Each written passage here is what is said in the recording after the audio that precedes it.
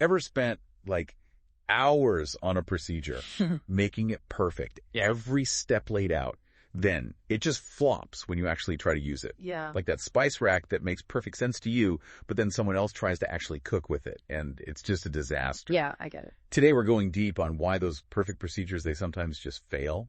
And thankfully, we've got an expert in organizational dynamics with us to, help us untangle this whole thing. But it is a funny thing, isn't it? I mean, you'd think the perfect process on paper would, work perfectly in real life. Right. It's people, right, in the whole context of work, that all gets in the way. So we need to think about the human side of this more. Exactly. Procedures, they often feel like they were, made in a vacuum. They don't really consider how people actually behave, how the work culture is, even how we all talk to each other. Okay, so what are some of the things that trip up even the best procedures? We're using this video by Charlie Wigstrom, it's really insightful, to guide our deep dive today.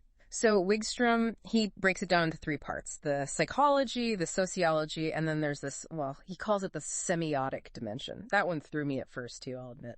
Okay, so let's dive into these dimensions. Let's start with the psychological side of this.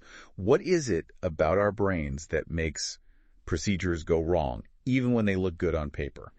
Well, our brains can only handle so much at once, right? Right.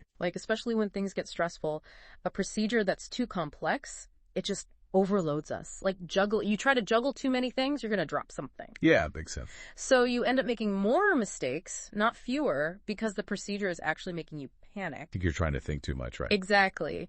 Wigstrom, in the video, he talks about this emergency shutdown procedure, right? Super complicated. And even the experienced guys, they'd miss things because it was just too much to process under pressure. And I'm guessing that led to bigger problems, not just little hiccups. Oh yeah, delays, even equipment damage because they couldn't follow the procedure in the heat of the moment. Which kind of proves the point. Procedures shouldn't make things harder, right? Totally. It's not just about being thorough. It's about being clear and simple, especially when it really matters. 100%.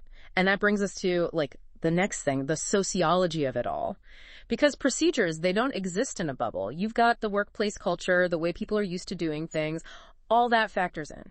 You're saying a procedure could be technically perfect, but if it clashes with how people actually work, it's dead in the water. Exactly. And then you get people resisting, finding workarounds, or just plain ignoring the procedure.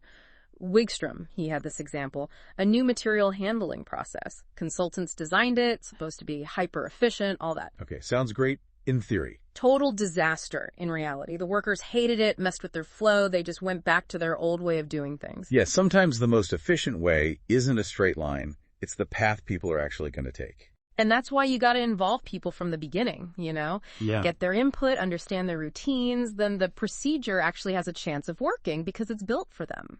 So collaboration is key, just like with everything else, right? Mm-hmm. Okay, we've done the brain stuff, the psychology, the workplace culture, the sociology.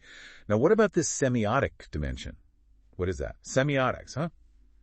Sounds kind of, I don't know, like something you'd study in a college philosophy class, not something that trips up our procedures.